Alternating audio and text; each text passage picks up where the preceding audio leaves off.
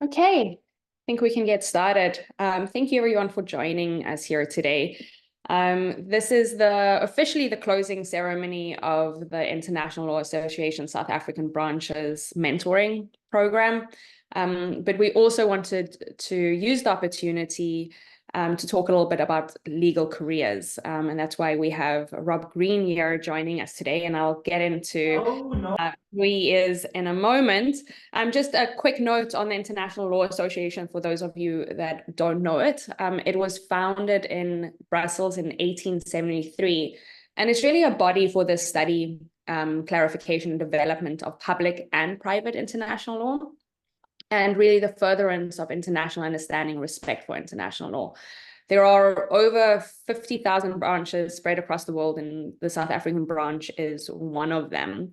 And the South African branch also took the opportunity to establish a network for young scholars and practitioners, really with the aim to foster an interest and respect for international law amongst younger professionals and students in South Africa, and try to also give younger professionals and students opportunities to engage with international law, learn about careers in international law. But it's gone past just in international law, and we're looking just as well at just legal careers. And I think in recent months, there's been an increased interest in international in South Africa, especially with South Africa's case in front of the ICJ, amongst other involvement of the South African government in international affairs. But without further ado, before we get into the closing ceremony for the networking and for the network and the mentorship program, I'd like to introduce you to Rob Green, who I've had the pleasure of knowing for, what has it been, Rob? Maybe a year or so now? Maybe two. Maybe two. Yeah, maybe two. Yeah, maybe two. Yeah, we met over LinkedIn, and I was very fortunate to be invited by Rob on his podcast, Legal Unicorns. And then we also had the opportunity to meet each other in South Africa. So Rob Green is the founder and CEO of the GRM Group, and has spent 21 years working with legal professionals and their careers. So he has completed executive search projects at all levels of seniority in 55 cities, and has lived on 4 continents, and mostly involved with legally trained professionals. So I can really attest to Rob's passion for the legal profession. But more specifically, his involvement and dedication to emerging markets and developing markets. And we are very fortunate that he is joining us here today. And he's going to give us a little bit of an overview of what the legal market is looking like today, especially from, coming from South Africa as a South African legally trained professional. And yet, without further ado, I'm going to hand it over. I'm going to give you sharing capabilities, and then we can get started. Brilliant. I'm assuming everybody can hear me, and it looks like everybody's on mute, so that's handy. Well, look, first and foremost, Claire and Krishna as well, thank you, and to everybody for inviting me on and allowing me to speak to you guys, part of your closing ceremony. As Claire just mentioned there, I am I'm extremely passionate about legal careers and the legal market in general, at all sides and from all facets. And yes, I've been lucky enough to spend a big part of my life working with people like yourselves. And what I'm going to do is I'm just going to share this screen. There's someone else who needs to be admitted, Claire, so hopefully that's all right. I can just... Yes, go ahead. Admit. Yes. Thanks. There we go. Okay, this is where I make myself look ancient because of the way that I'm staring at the screen as I'm trying to share it, but I promise you I'm not. Okay, so hopefully everyone can see that, and we'll just talk through a few points. So clear, and obviously I think the way that you want to do this is I'll just give a nice general overview of a few points, and then there'll be room for a Q&A at the end. Please do not worry about cutting me off if you need to. I do have a tendency to talk a lot, as you will find, and I'm very, very, as I said earlier, very passionate about legal careers and the legal markets in which we serve. So I do have the ability to go on and on and on. So Claire, I can't see your face at the moment, but on the screen, but you'll have to cut me off. Feel free to jump in if you need to. So look, again, for all of you at the stage you're at, I'm led to believe most of you are still studying. I looked at some notes that Krishna and Claire sent through about your areas of interest, and I tried to sort of maneuver my talk in such a way that I'll give you a nice overview of the markets and how legal jobs are changing, and then also try and focus on the areas of interest. But we can also touch on that on a Q&A. If I do not know something, I'm not going to tell you. I'm a big believer in just dealing with facts, so I'm not going to make anything up. But as Claire quite rightly pointed out, I've been lucky enough to work in over 55 cities now and counting. We're currently working on a number of projects across the African continent. I've spent nearly a decade living in Asia, in Hong Kong in particular, but also got a chance to see lots of projects across Southeast Asia and North Asia as well. So across Europe and the Americas as well. So I've got a lot of experience, and I'm going to try and give you a general sort of holistic view of the markets in general. So this is just what we do, just so you understand, just to give you guys a bit of context. The GRM Group is first and foremost an executive search and recruitment firm, mainly dealing with senior lawyers and above, and teams and general counsels and partners of law firms, but also we will help from time to time at the more entry level. We're very much specialists in market entry research, so we've helped law firms move into new markets, new countries. Currently talking to the IDC about some of the work that they're doing across the African continent, and we will typically help clients really understand what countries are like. We can go as far as what internet speeds are available in each villages and towns and things like that. So we're very detailed when it comes to market entry research. And again, businesses and organizations need to know when they're moving into a new country what is available from a skills perspective as well. We do a lot of data-driven talent analysis. We have incredible tools that we've developed over the last decade that put us ahead of our competition, and anyone works with us also has access to those in-house tools as well. I am a career advisor and a certified career coach, and I work with lawyers at all levels and give advice to everybody, and I'm always happy to step in and give career advice to anyone that wants it. And we also are strategic law firm growth consultants as well.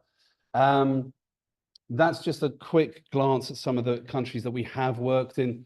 And weirdly, the Middle East and America are completely dark, but we have done a lot of work in those two regions as well.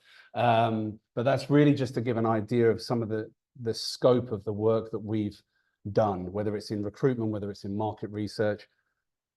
And what we managed to do with of all the different countries that we work in is really get to grips with what the client needs, or what's happening in that legal market, what is available, where is it at in its growth and skills position, and really understand the market and what's available. So yeah, our processes are fairly robust on that front. Getting to you guys, and what we can discuss today. When Claire and Krishna and I were talking about what to deliver in terms of an introduction to this, I touched on these 5 areas, and obviously what I'd like to do is give you some information, and then feel free to ask me any questions afterwards. That would be great. I won't have the answer to everything, I'm sure, but maybe I will. We'll see as we go along. So let's start with, what does the global legal career market look like? Well, I'm just going to go back a step before I get onto that. There we go. I need to go back. Hold on a second. There we go. The legal industry has been, and it is going through, the biggest change I have ever seen in any industry that I've ever worked in, or been part of. And it's happening at quite a rapid rate. It is, it's almost like AI didn't exist and then suddenly AI existed, and it feels like sometimes it only really existed in the legal market. Technology has come to the door, if you like, of the legal industry, and it's really, someone else needs to be admitted. I'll just keep going with that. So from a technology perspective, it really has, it's introduced itself to the legal industry globally, and it is really going to be playing a very pivotal part in all of your careers going forward. We're talking about an industry that has largely stayed the same for many a decade, many a century almost. And obviously, depending on the different countries that people are from and where they've and where they plan to live and work in the future will depend on the legal frameworks in which they've been operating. But largely, as a profession, with a sweeping statement, it has been very much the same for a very, very long time. And now, in the last couple of years, we're seeing some fundamental and humongous changes, not only in the way that legal services are delivered and who has access to those legal services and the prices that are charged for those legal services, but also in the way of work. Everybody on this call is of I'm going to guess, of a varying different generation. And there are certain things happening in the world of work that are really shaping and will really shape your careers going forward. And that first slide that I'm just going to pull up again now is, it's a bunch of, I've just put a bunch of points there from varying different research pieces that are all available online, but I've just quoted a few of them, and together in a research piece that our analysts put together called the 3 meta trends shaping the way we work. We'll highlight some of the things that you will be facing, and we're all facing, but the legal market is not going to be untouched. So bear with me a second. I will send this so that everyone can have it, but I will just talk through it very carefully, because I think this gives a nice shape to the world of work, not just within law, but everything everyone is facing. So the research piece, as I said, was the 3 meta trends revolutionizing the way we work. It was a big piece that we put together. It's available online, and I can send the links through if anybody cares to download it and read it. But it was our research team put together and pulled in a lot of other research pieces to help get the point across. And there are 3 major areas that are affecting law and the way of work. The sharing economy is taking over, not just in things like Airbnb and Uber, the Uberization of different industries, but law is no different. And we'll get onto what that means for law and law firms and legal departments and legal services providers in a moment. The global economy is being reshaped. I mean, Claire and I have talked at length about geopolitical issues. We just started talking about the US elections forthcoming. There is a massive reshaping of the global economy, the way things are working, who's trading with whom. And it's really, really, I mean, some people talk about the fact that globalization is going away. Others are saying that it's ramping up. What position does China have in the future? What positions does the Middle East have? And most importantly to those on this call and where I'm sitting is the role that Africa as a continent will play in that as well. And there are other things as well. And the third point is the future is going to be skills-led. And now this might not mean much to those of you on the call, but I'll try and be succinct with my description. I have been helping lawyers find jobs across the world for over 20 years, and there's never changed every single year, every single month, that the employer, or in some cases the job board like LinkedIn, but mainly the employer will hold all the power. And going forward, that power is shifting to the skills holder, to you, to the lawyer. And again, I can go into a little bit more detail later on about what that means. So very, very quickly, the cost of recruitment and the cost of bad hiring, and what's driving some of the changes that we're making. The numbers are quite staggering, you know, into the trillions and trillions of dollars every year is by research by those three bodies there, across different industries, showing how much money is being lost by bad hiring, and that is something that is being addressed at all levels and in all organizations across private and public sector.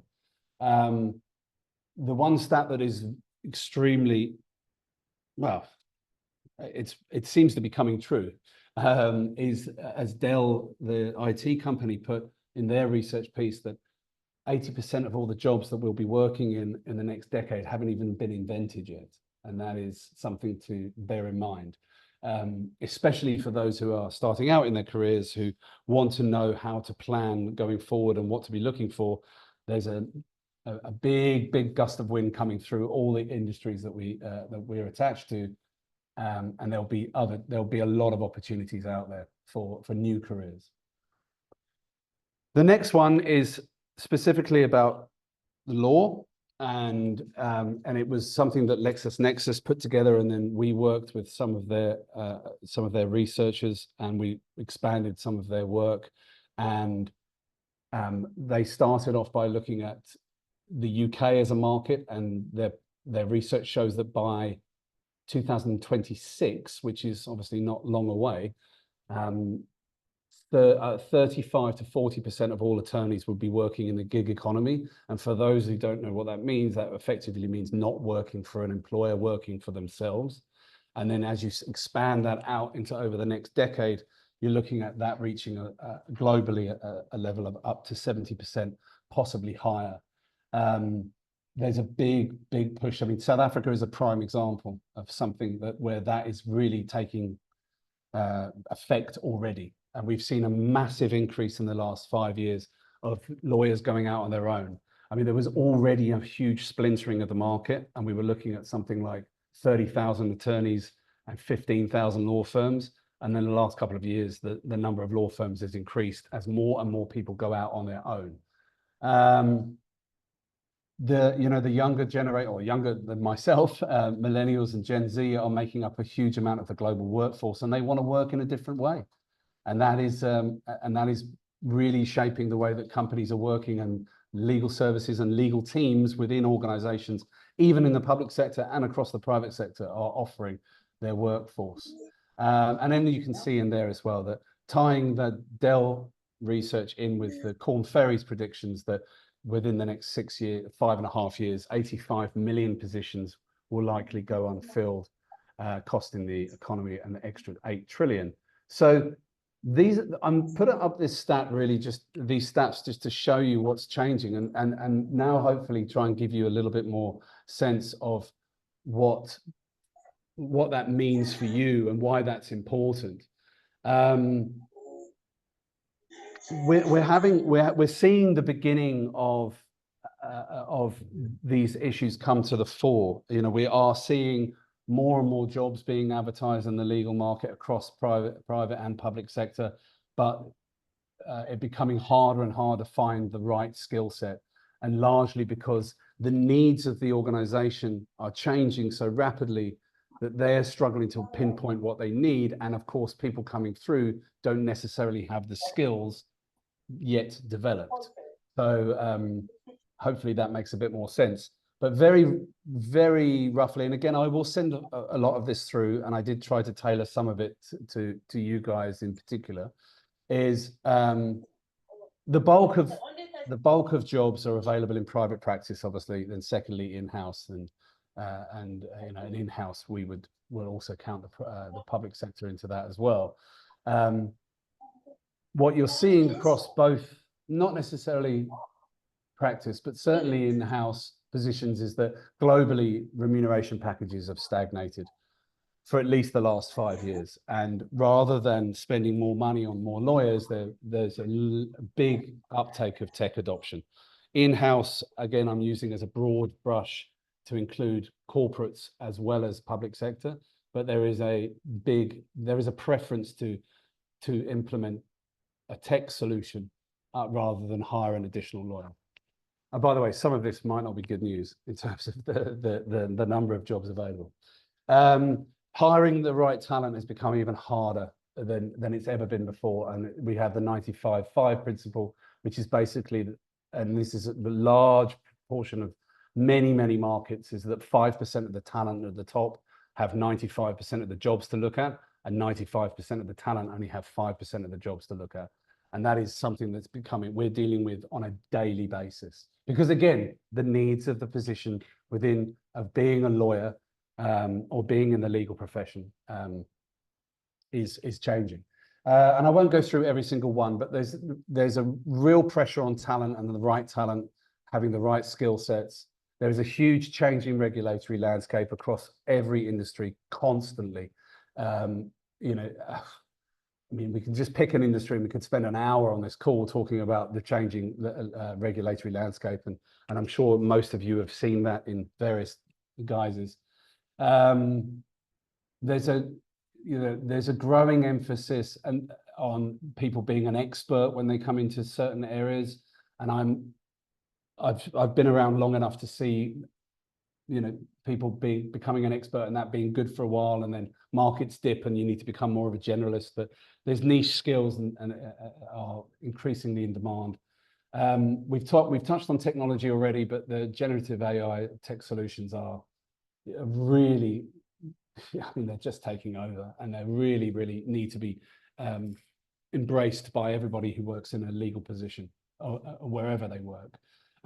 As I put in there Frank Ramos's quote, which said, AI won't replace lawyers, but lawyers who use AI will replace those that don't.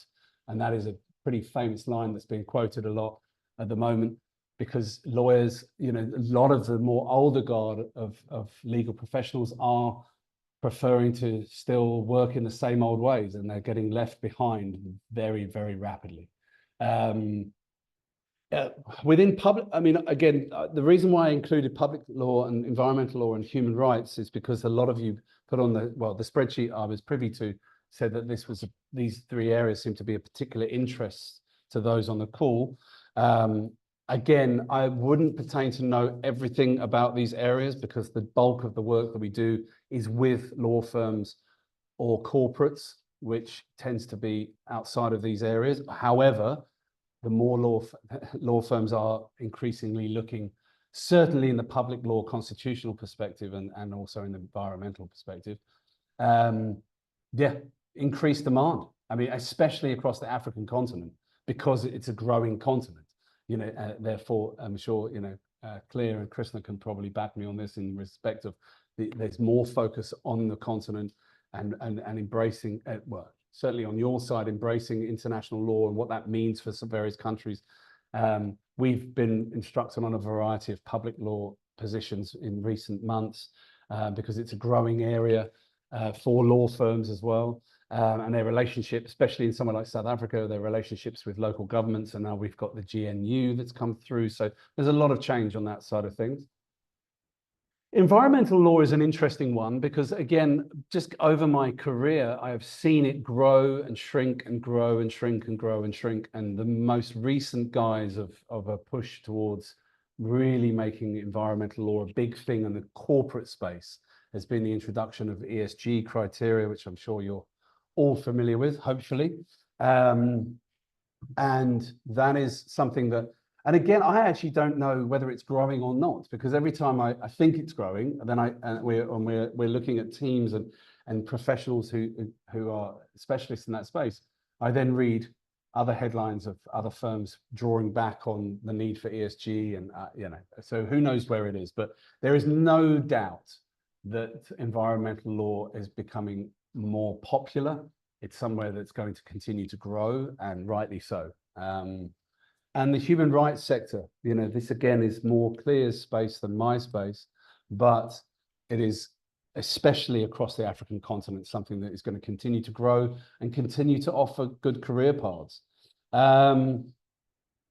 So in short, from a legal professional perspective, and those of you who are studying law and looking to continue in law in one way or the other, the outlook is optimistic, but economies are always under pressure, or they're boom and bust as we all live in. The African continent will present you with a huge amount of opportunities to move around. Social mobility will be a big thing across most of the countries. So that's something to keep an eye on. I think those of you in these three spaces will, or whatever space you decide to be on, if you're in a growing continent like Africa, or potentially move to the Middle East at some point, then you're really going to be at the forefront of a lot of change. So, and obviously we've touched on technology as well.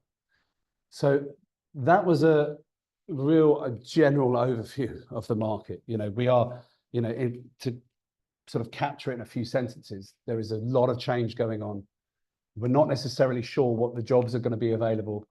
Certain roles and responsibilities that have gone, that were relatively popular in the past might not be anymore, but that will also open the door for other newer opportunities.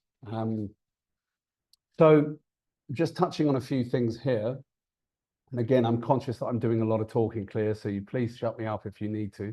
But look, we give a lot of talks to law graduates, so I'm hoping and I'm assuming that most of the people on this call are still studying or have recently finished studying, or and I saw on the list actually a bunch of you at UJ, which is where we're doing a lot of work at the moment ourselves. But we do a lot of talks at the universities here in South Africa. I also used to do a lot of talks in Hong Kong U, and University of Singapore, and Monash in Australia as well, talking to law graduates and law students about the future. The most recent one we did was at a University of the Western Cape, which hopefully most of you know. And we had about 130 students at varying levels come along and listen to myself and my colleagues, Kay and Iswa. And I was a bit surprised, if I'm brutally honest, about the overview of most of the people in the auditorium was that life is doom and gloom and there's not a lot of opportunity out there, and I really had to hold myself back, because there's more opportunity for people with a law degree to do whatever they want now than there has ever been. And I don't need to just say that to you to make you feel good. I'm telling you the truth. A law degree is an incredibly good qualification to have, and further studying within the law. But you don't just have to be a lawyer. You don't have to be a legal professional. I mean, a lot of people that we work with come from a law background that make fantastic entrepreneurs, have gone into business, have gone into banking, have gone into government, have gone into, you name it. And nowadays, especially with the new wave of roles coming through, the new tech focused world that we're living in, there's even more opportunity for people who know and can understand the frameworks in which we operate. So that, if you tie that in, and that's obviously a lot more on the corporate side, but you tie that in with the growth of African nations and the change in public law and the increase in and focus on human rights and environmental law and what that means for people on the ground, you've honestly got more choice than I've ever known in my entire career of any group of law students. So you should really start thinking, if you're not already, start thinking enormously positively. I mean, when you've got lots of choice, then obviously there's other challenges of which way to go, and that's something I'm sure we can help with. I wanted to touch on something. I wanted to include the 1 year and the 5 year plans, because this is something that I work on in my career coaching with lawyers of all levels, or legal professionals of all levels.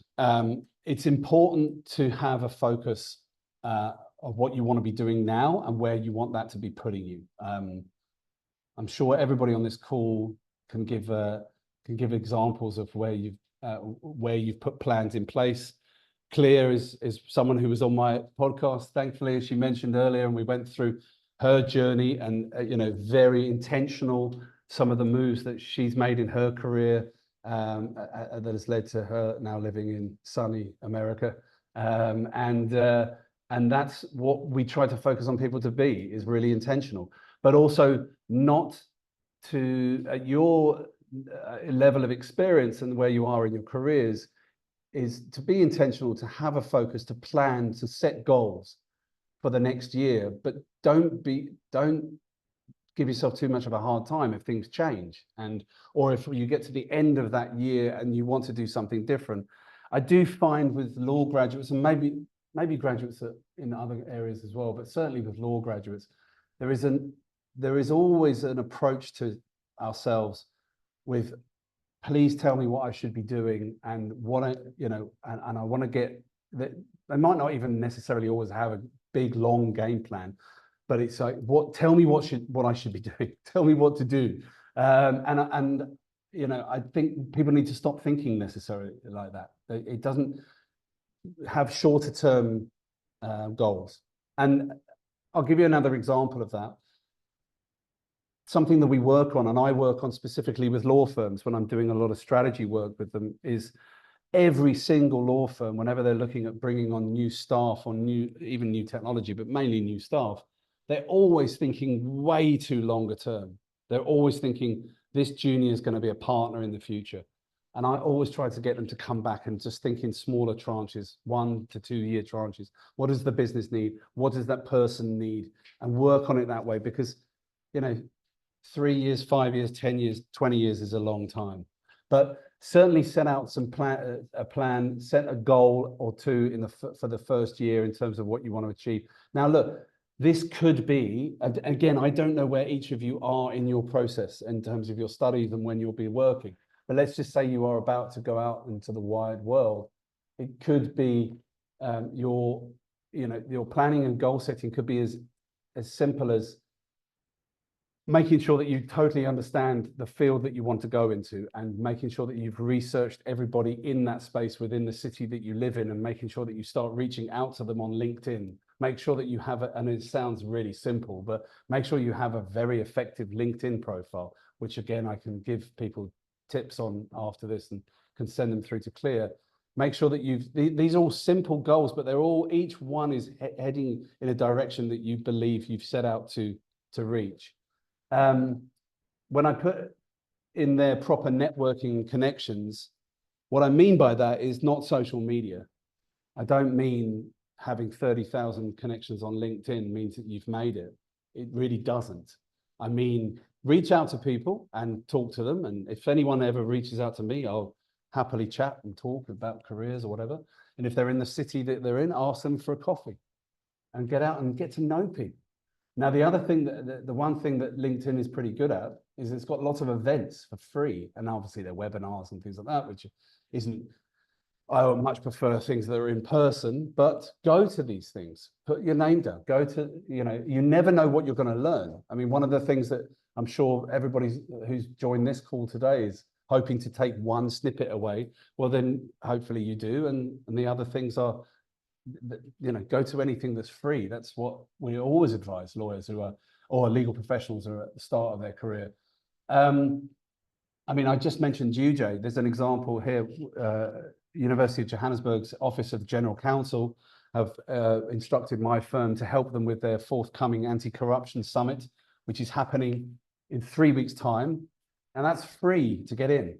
So, go to it, because I've invited 500 of the leading CEOs in South Africa who are going to be there looking to have coffee and chatting and networking and listening to discussions from various other business leaders about how we're going to take South Africa forward, how we're going to take corporate South Africa forward.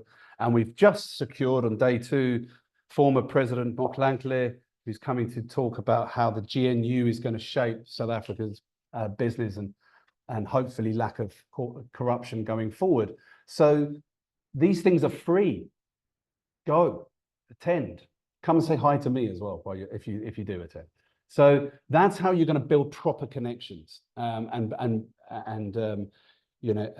therefore these things will stand you in good stead going forward. Marketing you. I mean, I've just touched on LinkedIn I'm not a fan of LinkedIn at all, but it is a marketing tool. It's not going to get you a job.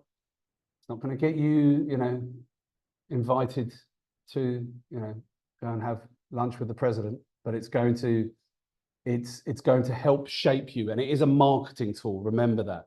Your CV and other tools are for your jobs and what you've done and your experience and what you studied and things like that. The LinkedIn is a marketing tool to show the world how you want to be perceived. And anyone who's got Instagram knows exactly what I mean. And LinkedIn is just the professional version.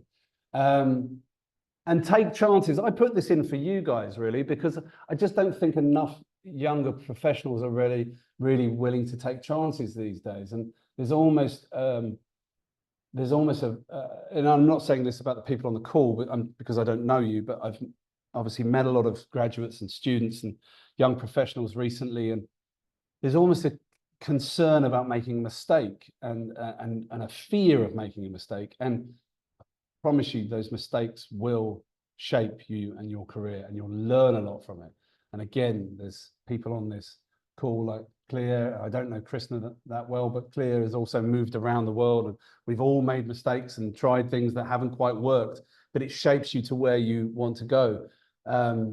So don't be afraid to try something, and if it's what you want to do, then, and it might not be what you want to do in 5 years' time, you will have lost nothing, and you would have gained a lot. As you're heading down the route, we typically, when we're doing career coaching, we would do 1 year, 3 year, 5 year, and 10-year plans. And so sadly, sorry, I missed out the 3 year bit, but within those, between 1 and 5 years, you'd be looking at really shaping. You've started to make your mistakes. You've started to work out what you want to do, where you want to be. And then the 5 year plan, you'll be working towards that plan and those goal setting and where you want to be. I was once asked, and then again, this may resonate with Clear and Krishna on this call, but who both have moved abroad. But I was once asked by a student at Stellenbosch University, how do you have an international career?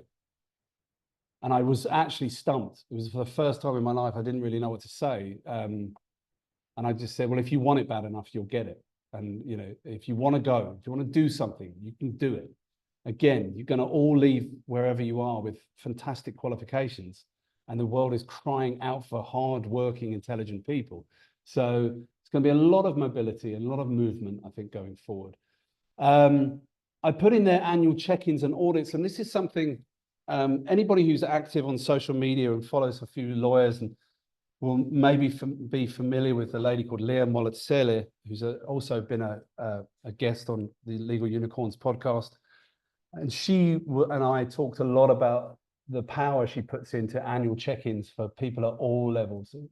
And she's been doing it since she was a student, and obviously she's now, a much more experienced, but every year she sits down, what did I set out to achieve? What did I achieve it? Did I look into have those audits and check-ins with yourself? Am I heading in the right direction? Am I getting done what I want to do? And that really helps. And that's a big part of my career, even today. So something that you will be doing when you're planning out and being intentional with your career. And then the future. I mean, I've touched on it already. I cannot explain enough how much of a seismic change the industry of law is going through at the moment. I would say probably 10 to 15 years ago, you still had very highly paid lawyers who didn't know how to turn a computer on. And that's not the long ago. And now you've got tech effectively taking over. What does it mean? It means that for careers, depending on where you want to go, we're going to have to really rethink what entry-level lawyers or entry-level legal professionals do. And that's something that I talk to law firms a lot about. And I've talked to a bunch of in-house counsel the other day in Australia about as well, because I think we need to be paying attention to this, because, it's going to be the traditional tasks that were perhaps given to legal assistants or candidate attorneys, as they're called in South Africa, in all possibility will be able to be done by an AI platform. So there is going to be changes. That doesn't mean that there won't be any jobs. It just means that jobs that you might be reading about on, I don't know where you would get your job news from these days in the university, but your career guidance counselor, perhaps, as they were when I was at university, they'll be telling you this, that, and the other. What they're reading from might be out of date. You know, I mean, one of the predictions that myself and as a commentator that some may be familiar with out of Canada called Jordan Furlong, and if you aren't, look him up because he's brilliant. Him and I were chatting on WhatsApp the other day, and we were looking at the positions that are available in law firms and won't be available. And one of them, I believe, and he agreed with me, was paralegal. You know, paralegal has been a staple of a law firm across the world for the last, I don't know, 50, 60 years, maybe longer. And that role will turn into a data entry and data analyst type role. And the traditional duties done by a paralegal won't necessarily need to be done anymore. Anyway, just giving you an example there. So as I wrap this up and get ready to take some questions, if anybody has any, and I will, no question is silly. Please feel free to ask anything. What can you do? Well, you're inundated with tools. I mean, that's the negative, one of the negative sides of the world we live in now. There's almost too many things to look at. You know, and if there's 1,000 AI tools nowadays, then you can't, you know, not all of them can be good. You know, I think you need to be very, I think you need to think very carefully about what you want to do in the short term. And then you want to utilize tools that will help you.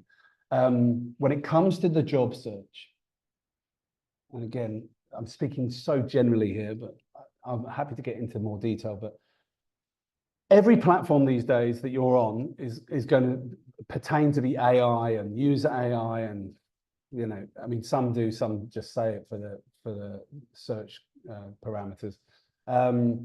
But AI in your job search isn't always going to be the best thing. You know, I'll give you a simple example.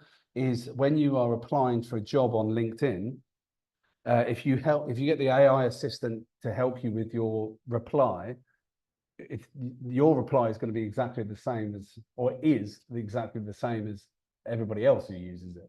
And I've had that myself because I tested it. I put a job on LinkedIn and had about 30 applications of people who said the same thing. So they obviously were using. So no, obviously that will change as time goes on, but just be careful with what you use. I've seen AI tools to do CVs or resumes, as they're called in other parts of the world. And they also have many mistakes and they leave things out, or their platform isn't great. So just be very careful, but certainly use AI tools. You know, even if it's coming to an interview and using Perplexity or Claude.ai or ChatGPT to ask about interview techniques and interview questions, are very, very good. Very good. Again, I've just put down a smattering of ideas here. Umbi.com. Umbi is a platform that we've launched and utilized on a platform called Stintit, which is available across the world. And the reason why I put this in here is because it's something that we're encouraging a lot of our lawyers to do, which is to build their personal profiles on there, which remain anonymous. So it's not LinkedIn. And it's a platform that's 100% accurate in skills matching. It empowers the professional, and this is going back to what I said earlier about skills-led future, is that job market has forever been about the company with the job and the salary, and you know, let's see how many applicants we've got, and you should feel very lucky to work for us, and that's changing, and it's changing dramatically, and people want to be in charge of their own data, and they want to be in charge of their own way of working, and Umbi is a platform that enables you to do that. Now, I don't want to make this sound like a plug, because I'm not. Check it out. It might not actually be suitable for any of you, who knows, but it's the type of platform you're going to see more and more of, that puts the skill set holder back in charge of their career. especially if you tie in what I said earlier about the splintering of the legal professions market, you know, and how people will get that work in and what they'll charge for it, and et cetera, et cetera. I mean, the one thing that, just to touch on the last thing on there that I haven't mentioned, is the importance of data verification. This is going to become hugely important in many facets of law, but also in your career. You know, we've talked to, I mean, some of you at UJ, you may well be aware that one of the departments there is working on a blockchain project that for studies, so that you will have a distinct, an accurate record of exactly what you did at university and what you passed and when you were there, and et cetera, et cetera. That is something that UMBI has incorporated, or certainly the platform it was built on, for one's career as well. And this is going to become very, very, very important. It ties into how many trillions of dollars are wasted on bad recruitment, because things like LinkedIn are not verified, although you can now verify who you are. You can't verify your experience. So this is something to bear in mind going forward. The accuracy of data is going to be very, very key. Something that's very big here in South Africa and across the African continent is mentoring as well. I know I get a lot of requests. I know others do as well. That is something that I think all of you should do. If you've got someone that you look for and admire in the industry, reach out to them and ask them for help and guidance as you go along. A good mentor is fantastic, a fantastic outlet to have. I put in our Substack, and I also put in Jordan Furlong, who I mentioned earlier. There are many others. Those of you who are not familiar with Substack, you really should be. It's where a lot of very, very good authors and journalists and research houses are now putting up their data and their information, rather than going down more traditional routes, and some fantastic pieces on there, especially in the legal sector, and especially in human rights and public law and environmental law. I mean, I put two there. I mean, our one is mainly about career advice and salary advice and things like that. It's free. Jordan Furlong's is also free, and he's a brilliant, brilliant strategist for law careers and departments. But there's lots of others that you would want to follow as well. Excuse me. And then I go back, and finally, on the last point that I was going to put down there, and I just repeat the importance of getting out and meeting people and going to events, especially if they're free, and putting yourself out there and getting to know people and building that network, because communication is something that is not yet being replaced. Sorry for going on so long, Claire. Hopefully that's no problem. That was fantastic. Thank you so much. Great, thank you. I mean, I've got tons of questions, but I'm going to open up to the floor first. If anyone wants to put a question in the chat, or just use the raise hand function, and I'll call on you. Don't be shy. Yeah, don't be shy.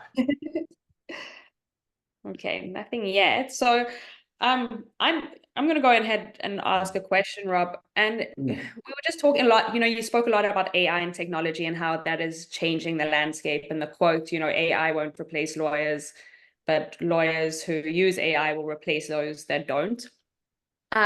What tools do you see being used more? So of course we've got, you said that candidate attorneys might be replaced for, that basic research, basic drafting. But what other tools, or how do you see AI being used in the legal industry? And how can young lawyers or professionals embrace those skills or learn about those skills to ensure that they don't become obsolete? Yeah, great question. And then I see Privilege has got the hand up as well. Should we get up? Privilege, do you want to ask your question, and then Rob can answer both of them? Thanks so much, Rob. Thanks, Claire. Just a quick one. Thanks so much for the information. It was very informative. My pleasure. Where I just want, I'm a mid-career type of person, and you mentioned there's so much exposure out there, and there's so much that one can get into, but then the sad reality of that, and I think many other people who are in the on this call would maybe want to have that same understanding, where you look at other jurisdictions or other countries having started in South Africa, and obviously there's the issue of the exams, and then there's the issue, for instance, countries like Canada or countries like Australia, where you might try to get into their immigration system, but then the legal field doesn't really fall under those like critical, where you can, like, their point system type of a thing.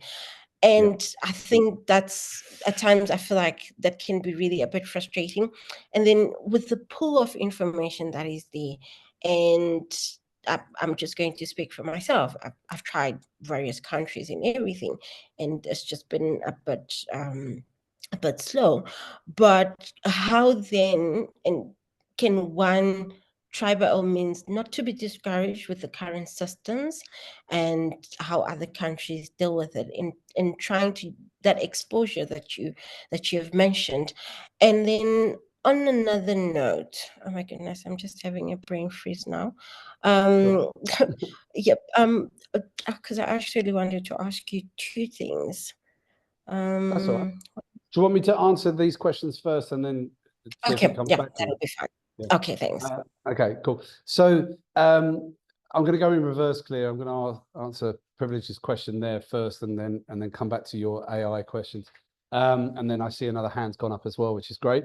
Yeah, Privilege, I get what you're saying. You're a mid-level, sort of mid-career, and you've started to look overseas, and there's obviously and I've written down here some of the words you said there about the exams, and then there's the immigration issues and critical skills, and trying to get in. So I assume, so if I can assume this, and without knowing anything about you, that you're looking to potentially go overseas, and it is a hard slog, right? I mean, that's the thing. I think the way I approach these things, especially those who want to make big moves, is you got to remember that I do this for other people all day, every day. I know, so it's my job to try and navigate how people can get overseas. Just this morning, and obviously I cannot mention any names, but I was working with a partner out of a firm in London who's about to accept a job in Tanzania. Now, what we're doing with him is going through everything, trying to get visas and trying to get immigration to speed things up, and the wife and kids and various other bits and pieces. So it's something that we're facing every day. And there's a question, the word that always jumps into my head when I'm looking at people who are moving overseas or want to move overseas is the word relevance, right? Now, take the word relevance, and also just remember, and this is me speaking super frankly, right? When you're trying to apply for jobs overseas, or you're even applying for jobs locally, or you have the skill for a role, you can do it, but no one's looking at you for it. You've got to remember, and this is me speaking super frankly, and it's not meant to offend anybody out there in the big wide world, but when we're dealing with an audience, as in people who are looking at your CV or looking at your possible of hiring you, that aren't overly sophisticated. They're really not. It's not if you're sending your CV to any job and it's going to the HR department, good luck, because they don't know what the job is. They've got a bunch of tick boxes. It's the same with immigration. If you don't tick the right box, you're not getting in. And that's I tell you that not to sort of fill you with dismay, but I'm a firm believer in understanding what framework we're playing in. And if we understand more about the people that we've got to convince, or the country we're going into, then we know what we're looking at. It's easier for someone overseas to turn you down than it is to go through the process of trying to get you in. So and again, those who've lived abroad will understand this, when you're looking to get a visa or go through the immigration process, you have to show that you have got things that others have not got, because otherwise they can hire locally and they'll turn your visa down. So that's where the question of the word relevance comes back in, is you need to be realistic with where you want to go, and you need to be relevant to those markets. Now, I don't know anything about your background or the experience that you've had to date, but I would start with that. You've got to have some real tough conversations with yourself. I've got hundreds of examples of people saying to me that they want to do something, and then we break it all down. We look at them. I had one guy recently who wanted to work in the crypto space, and he had no experience. He didn't even own a Bitcoin. He just thought it would be a good idea. So I went through with him going, you're not really relevant to that space, and this is why. These are the things that I would suggest that you do to get into that space. So I know we're talking very vaguely privileged, because it's very, it's a personal circumstance, and it really depends on what you want to do and where you want to go. And I'm very much happy for you to reach out to me separately, and we can have a further chat, for sure. But, I think you've got to start by looking at where you can go, where is relevant. A lot of people want to move to my home country of the UK and go to London, but London's got 750,000 solicitors. You're going into a market that is absolutely flooded with people that have got similar experience and were born there. So sometimes it's like, anyway, but privilege, I would suggest that you drop me a line and we can carry on this conversation. I can help you with some specifics. Just very quickly before we go to the other person with their hand up, and answer Claire's questions on AI. Where is it being used, and how can lawyers of all ages learn the skills or to stay relevant? Where is it being used? Well, one of the biggest dramatic changes. Now, look, I've got to talk about law firms, because although that might not be everybody's cup of tea in terms of where they want to head, and I'm sure there's plenty of people on this call that can attest to have worked in a law firm and never wanting to go back, but they are the biggest employers. So they are the biggest drivers of change and the biggest drivers of legal services. So we'll start there. The biggest change facing law firms at the moment, and they are hanging on by their skin and their teeth, is to the billable hour. Everywhere in the world, every country in the world, clients are just not willing to pay people per hour anymore for anything, because they want to see value. They want to know exactly what they're going to pay at the end. Obviously with things like litigation and stuff like that, it's very difficult, but people are moving much more to a flat fee. So therefore, that is going to be one of the biggest drivers of use of AI and technology, because it suddenly doesn't become about how long it's going to take.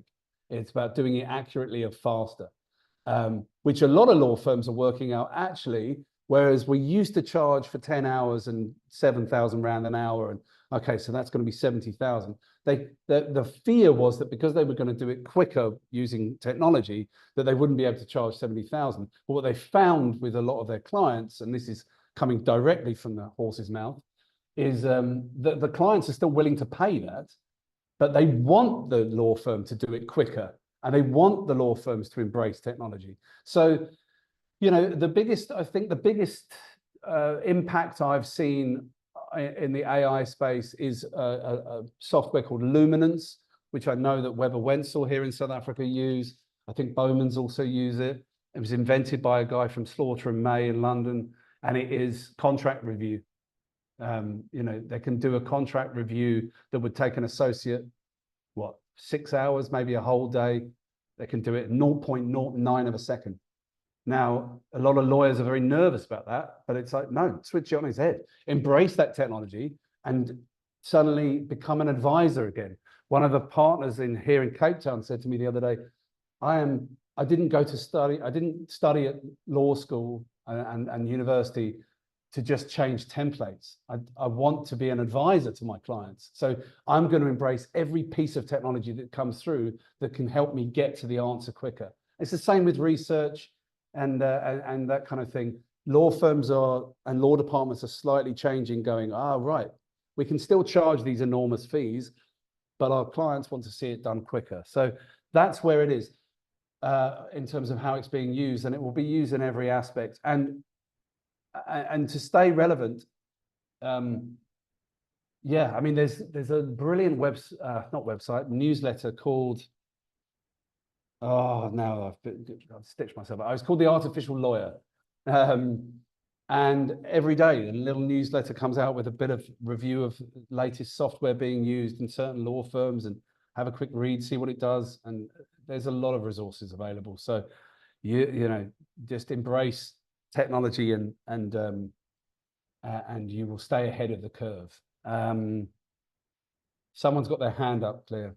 Yeah, Nelani. I also saw Ruth, but she took her hand down. Ruth, so let's do Nelani and then Ruth. We are running out of time, but let's quickly answer those. Hello, everyone. Hello. I'd like to thank you for the webinar. I've learned a lot.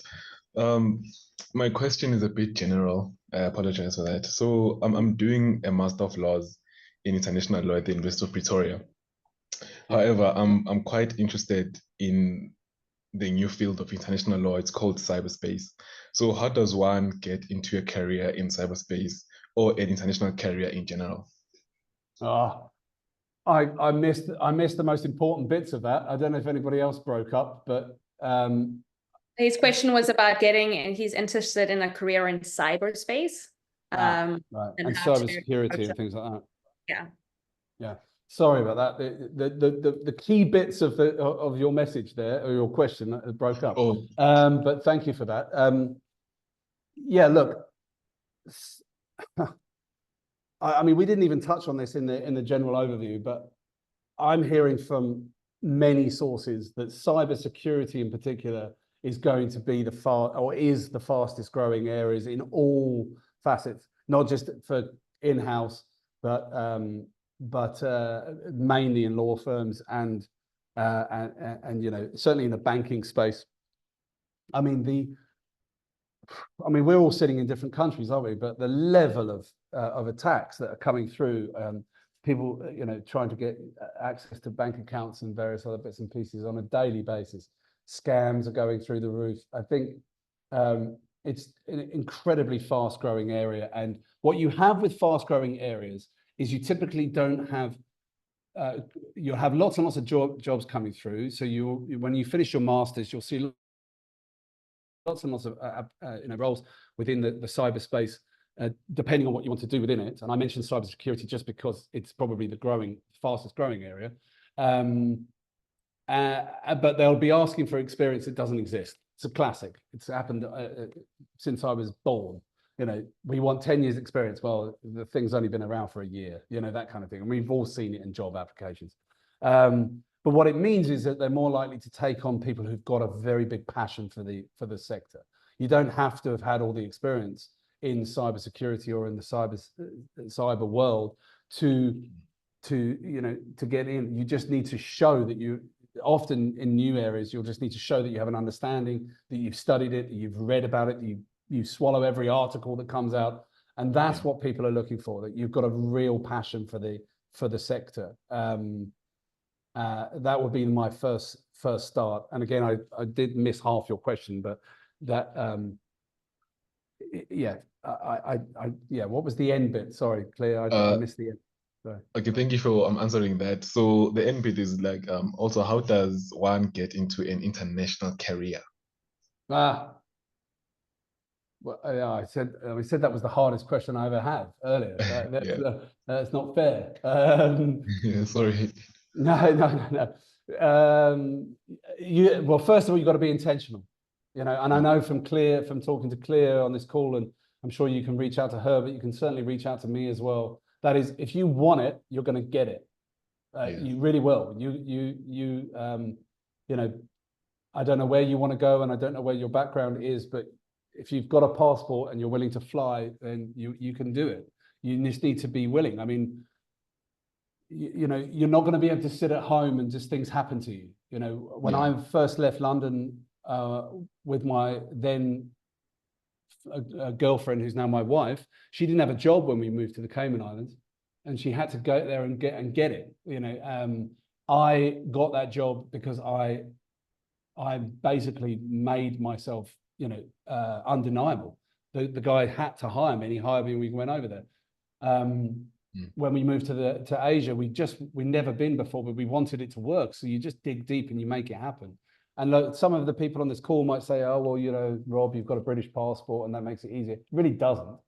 I still, you know, certainly if you come this way, you know, every year I get dragged in front of Home Affairs, which is, I'm sure all of you know, is a wonderful experience, to prove that I still employ South Africans and I should still have the right to live here. And I don't mind doing that. But in terms of international career, there's a million things you could do. Like, a million is a massive exaggeration. There's a lot.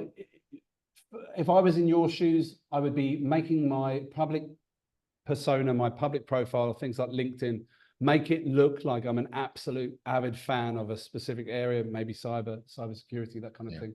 I would be making sure that anybody who came across me, and don't forget as well, a lot of people are trying to find people by using keywords, especially in LinkedIn. So there's a lot of things that you can do, like in your top bar underneath your picture, make sure there's keywords in there and things like that. And then that's how they'll find you. Make sure that it's very obvious you have a passion for it, write articles about it, go to events on LinkedIn and outside of that for it. And then reach out to people, because most people, you'll get the odd, you know, idiot that doesn't want to speak to you. But a lot of people are just very willing to answer questions, who might be someone that you might want to work for overseas or work with. So how you get it is by being intentional, and I don't want to use the word, but I'm going to use it anyway, being aggressive with your, you know, being proactive with your approach, making sure that you look to the public like someone who's interested in that space.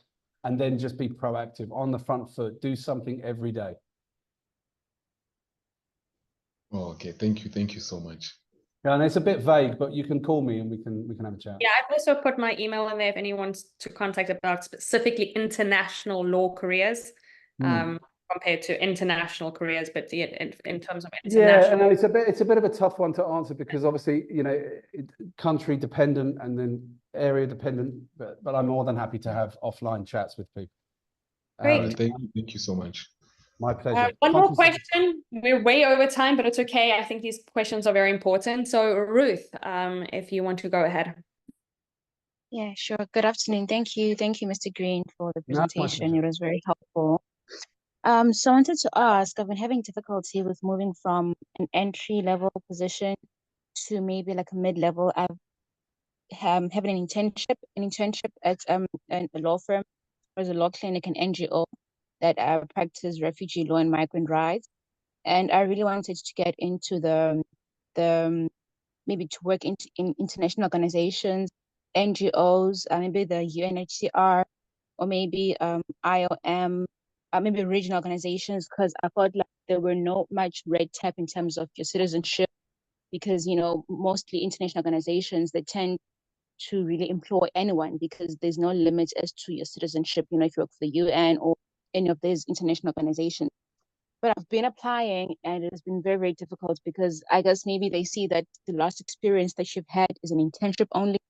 And maybe for most mid-level positions, they want you to have maybe 5-6 years experience. And obviously from someone who's just recently graduated and only had an internship and a few other jobs, doesn't amount to that. So how do you move from maybe entry-level to mid-level within international and regional organizations that maybe specialize in human rights law? And yeah, it's a good question. And how do you get noticed, I suppose, is and how to move in. Yeah, this is a good question, because but it's quite vast, and I'm conscious of your time, everybody. We go back to a few things that we've said already, right? You know, put yourself in the shoes of the person who's going to be looking. Like, I don't know where you've been applying, but let's say it's LinkedIn, which is like, when you go to our Substack to find the article about what happens to my CV when I apply for a job on LinkedIn, it's under the career coaching tab, and have a listen, because I think you'll be surprised. If you put yourself in the shoes of the person who's receiving your CV, and if it's through a job board or if it's through someone, if it's not applying to someone who's in charge of the decision making, like if you're applying for a job with me, then you should email me and then I'll make a decision. But if it's going to someone in HR, they don't know what you do. They don't know what the job entails. They don't know the fact that probably in excess of 70 to 75% of every job that I've ever filled is someone who wasn't on the mandate. You know, they'll write down what they think they need, and then you're looking over here. But it's the decision makers who know that. But if you're applying through LinkedIn, first of all, they've got an algorithm that they'll pick up, and then you know, whether it's questions or whether it's something that they'll have within their job advert that will get rid of your CV straight away, because the HR only really wants to get down to the top 10 as it's perceived, but also they're putting in the parameters and they don't necessarily understand the job. They might then get your CV through, and like you said, the last position might say intern, and then they immediately don't look on any further, and then you might be been rejected for that. Again, I would have to look at each individual case. So I can see where you would be having problems. What I would suggest is, and I really mean this, is that I would suggest you email me, and then you show me your CV and show me an example of the type of jobs that you're applying for, and I will help you redesign your CV with my preferred template that will make you get through the first and second steps, as in people will, you know, they won't just see the intern bit. And I'll help you with, certainly help you with that. But yeah, it's a bit too vast to go. I mean, I could sit here and talk for an hour, to be honest, about what you need to do, but it's very specific about jobs.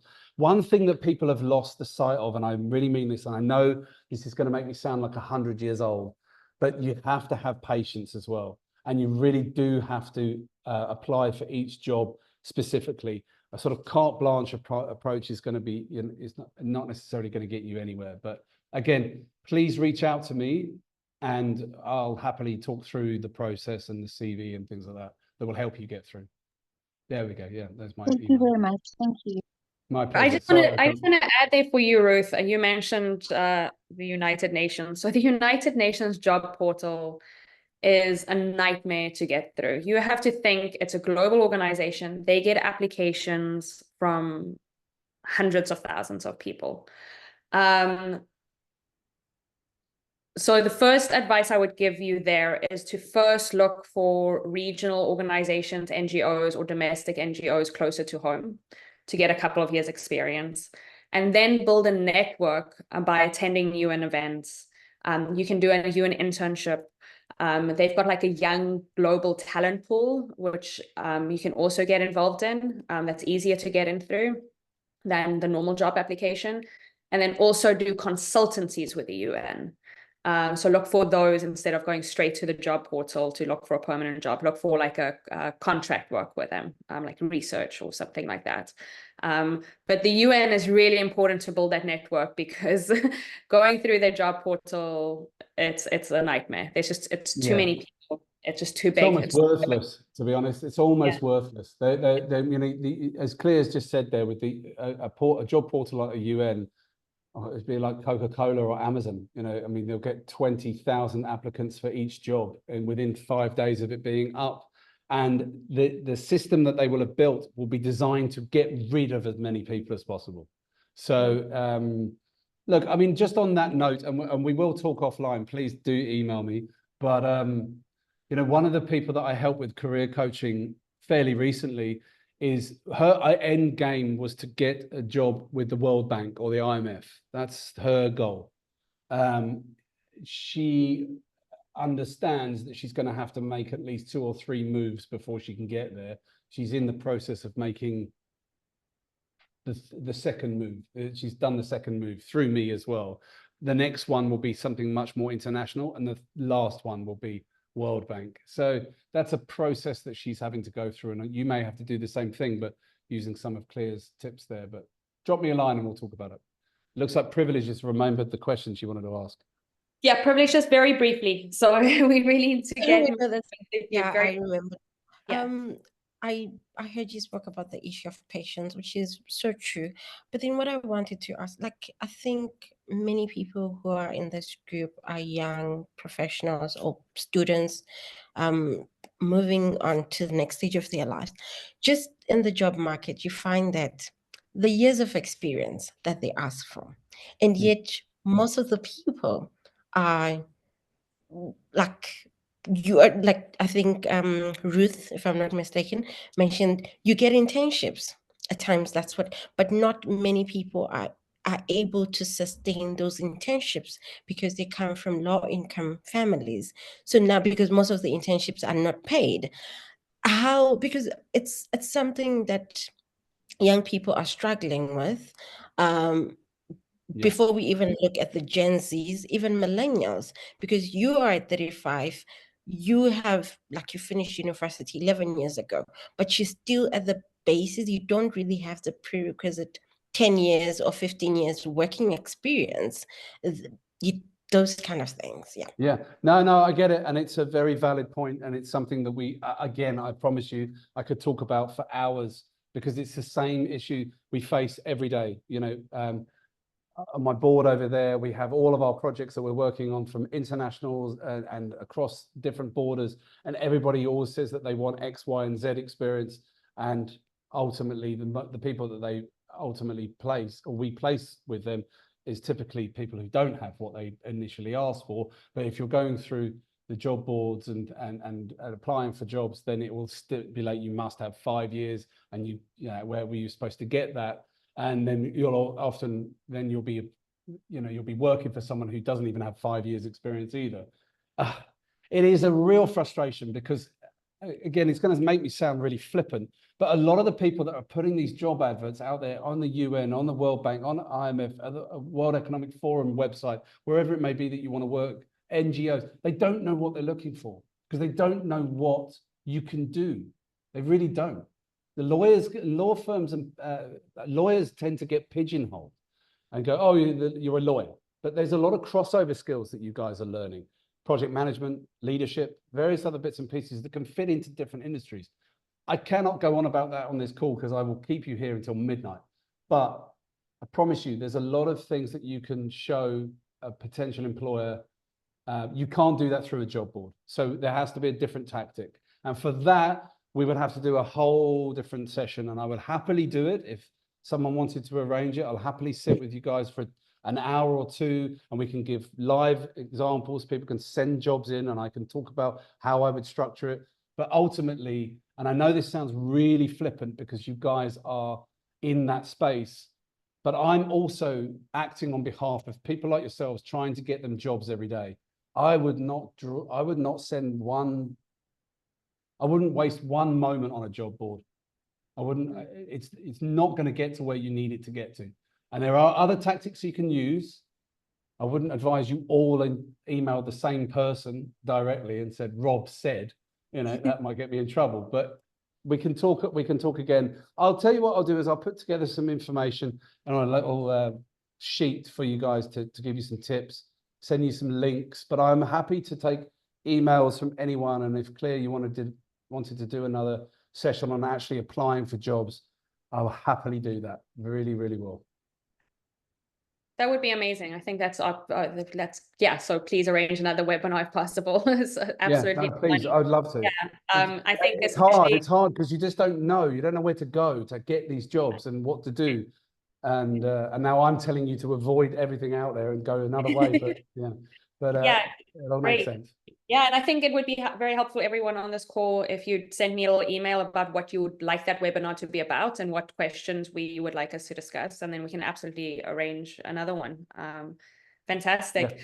Thank you so much, Rob. We've taken so much time, but that was very informative. No, thank you. I mean, I'm sorry that I couldn't really be more specific, but the questions that you guys have asked are really good and they're really detailed, and I can tell also that they're from the heart. You know, Privilege is especially has clearly shown us the challenges she's facing. And I wish I could be more specific, but we would be here all day. So definitely reach out to me separately, and I'll send some links as well to Claire and Krishna. Yeah, great. Thank you so much. We'll wrap up quickly. We just want to quickly, Rob, you can more than welcome to leave. We're just Okay. going. Well, thank you for everyone. Thanks a lot. Thank you so much. Chat soon. Now you've got to work out how to switch off this thing. It's okay. If you just leave, it'll be fine. Oh, there we go. I can leave. Right, there we go. Cheers. Perfect. Thank you so much. Yeah, and for the rest of you, if you haven't been part of the mentorship program, you don't have to leave. You can still stay, because we are going to talk a little bit about what the mentorship program was and what the future opportunities will be to get involved with that. I'm going to hand over to Krishna, so she can give it a little bit of a brief overview. So Krishna Rousseau is my right hand at the network for young professionals and scholars at the International Law Association South African branch. And this whole program would not be possible without her. Thank you. Thank you, Clea, and thank you very much, Rob, for such a transformative and really leading discussion on the potential for legal careers in the current global environment, with emphasis, of course, on increased demand. And the use of technology and AI indeed plays a crucial role in how we develop and essentially how others might perceive our professional capabilities. But without further ado, as the pilot mentorship program comes to a close, we are presented with a unique chance to look back on the growth and successes that have been accomplished, as well as what, as Clea mentioned, what it might mean for the future. So, but before we dive into the details of the mentorship program, let us take a moment to kind of reflect on the network for young scholars and practitioners that has indeed been the driving force behind this program. So the network is a team of motivated students, young professionals, and early career academics within the South African branch of the International Law Association.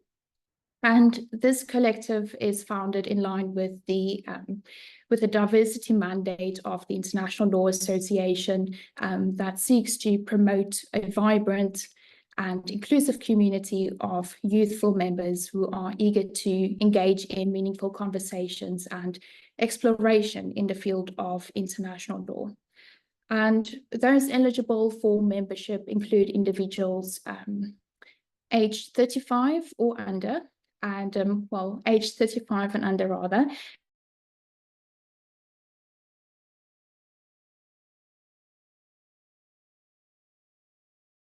years of work experience. And so in March, we launched the pilot initiative that aimed to create a vibrant community where students and emerging professionals could connect with experienced global legal experts. And the objective was to exchange valuable insights, to build authentic relationships, and to provide guidance on how to successfully navigate the complex landscape of international law careers. And so the program sought to help mentees make informed decisions, to understand the requirements for a successful legal career, essentially, and to develop the essential skills in managing their growth. So today's discussion, as Rob said, about the intentional skills-led feature certainly reinforces our vision. So a bit more about the program. It was structured into 6 separate pod groups, each comprised a mix of mentors and mentees with a diverse range of backgrounds and experiences. And these groups would convene every now and again, about 3 to 4 times throughout March to August. And the project included various areas of legal specialities, such as international criminal law, human rights law, international organizations, public law, humanitarian law, economic law, and of course, space law, which is an interesting developing field. And this diverse range of topics greatly enhanced the success of the program by providing a thorough and comprehensive learning opportunity for our mentees.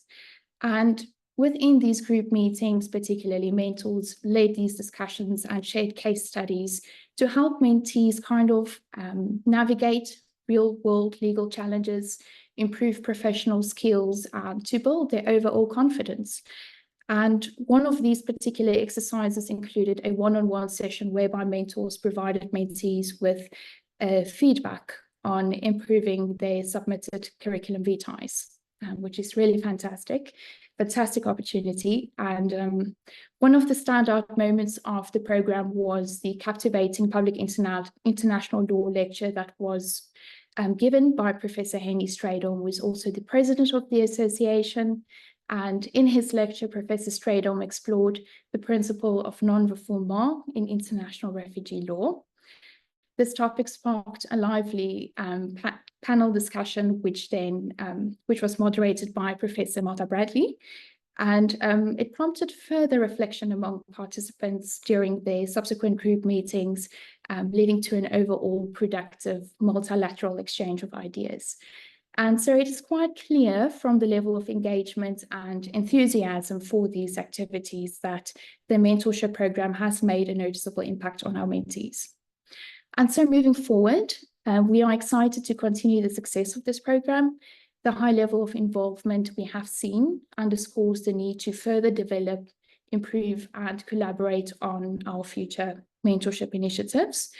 And in this regard, we are dedicated to strengthening and adjusting the program in response to feedback and, of course, the evolving needs of the association and the international legal community.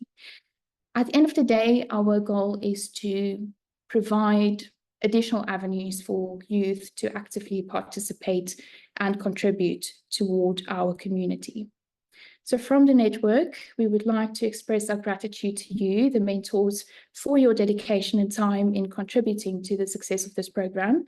Your commitment to bringing to life this vision is greatly appreciated, and your support has positively influenced and shaped the professional aspirations of our mentees.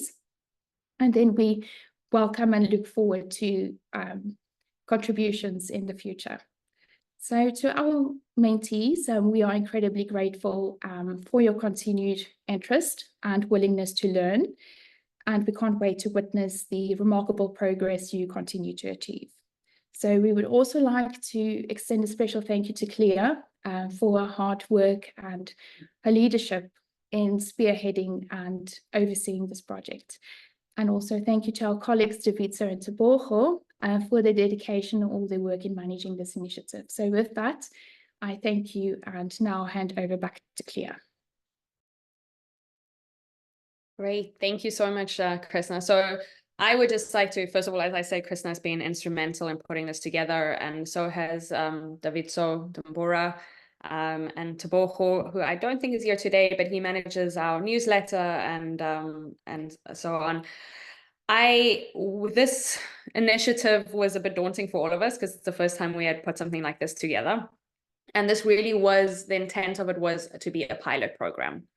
That's why your feedback from the mentors and mentees is so important. So we please ask, if you haven't filled in the survey yet, to please do so. It was emailed to you again, I believe earlier this week and about 3 weeks ago. So please be sure to fill that out so that we can initiate the following pilot program, following mentorship programs with a little bit more thought and your feedback as well.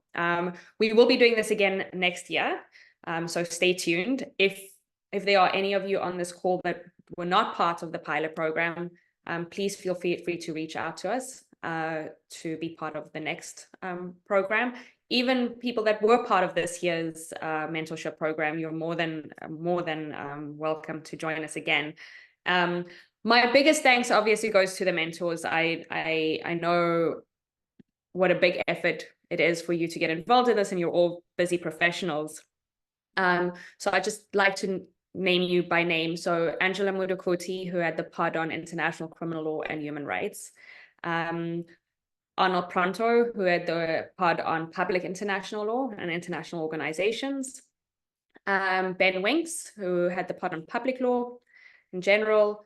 Jamin Hendricks, that concentrated on international criminal law and space law.